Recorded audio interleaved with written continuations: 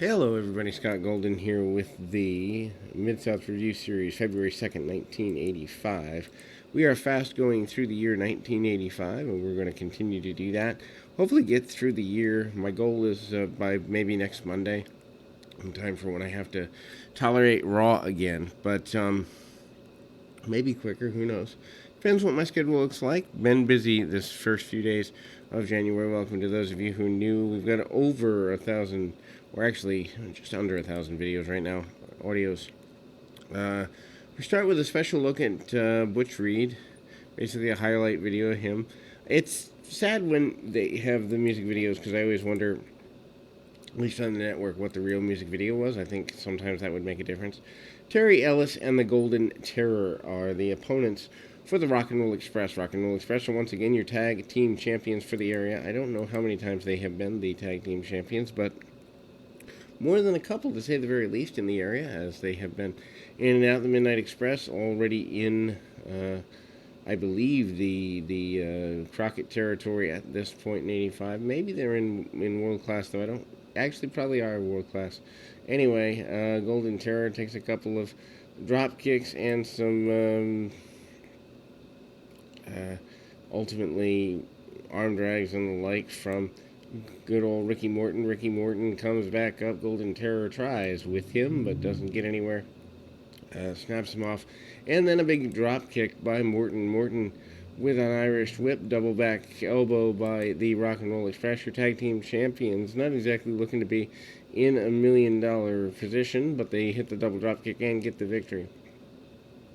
Ted Dibiase issues an open challenge to Jim Duggan, basically saying that he is the best dressed man in the area, carrying an umbrella, kind of like the putting on the Ritz video from a few years before.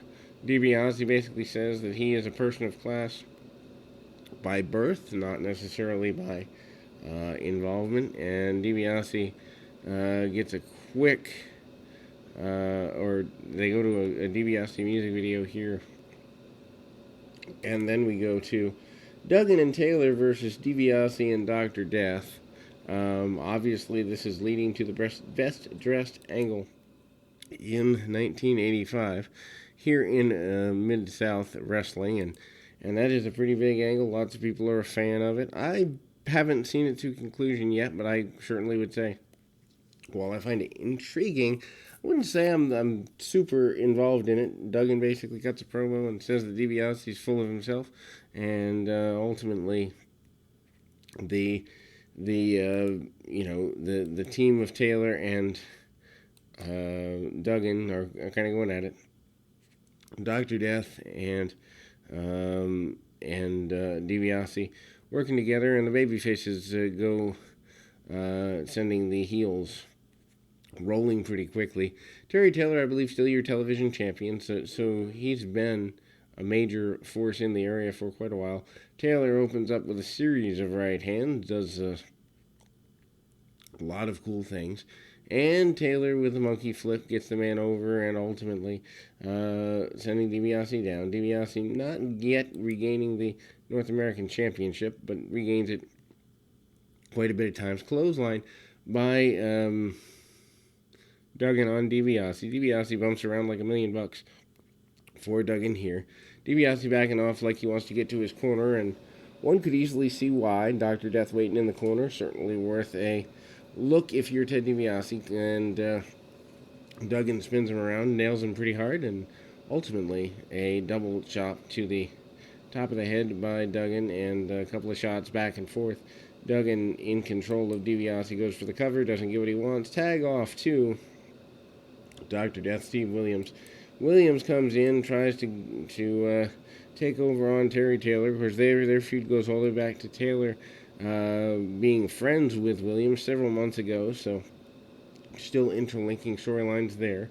DiBiase lays Taylor open. Interesting that I did not know they had a history prior to their WWF run. I think DiBiase might have been Taylor's final match in the WWF around 1990 or so, during his first WWF run. Anyway, Taylor's, that is. Anyway, we see DiBiase with the diving fist drop and then trying to choke the man out with a chinlock / chokehold.